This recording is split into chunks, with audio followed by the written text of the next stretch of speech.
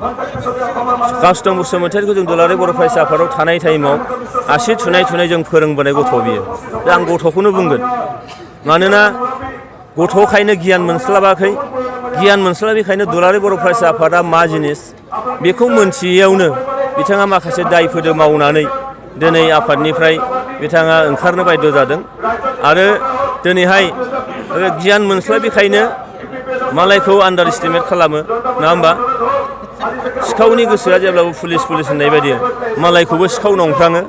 दा बेखायनो बिथांखौ आं खावलायदों जे नोंगौ कास्टमा मोजां जुदि सोलोङो, मोजां जुदि प्रिन्सिपाल आइडियलजिखौ हमथानानै थाङो, गावनि जिखिनि बे इग'खौ जुदि एंगारोबा कास्टम बसुमतारीया सासे सुबुं जानो हायो, बिथाङा अनसायजानाय।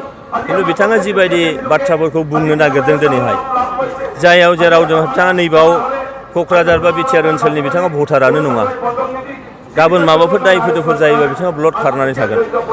दा बेखायनो मालायखौ आसि थुनायनि सिगां गावखौ नायग्रो, बिनि उनावसो जागोन।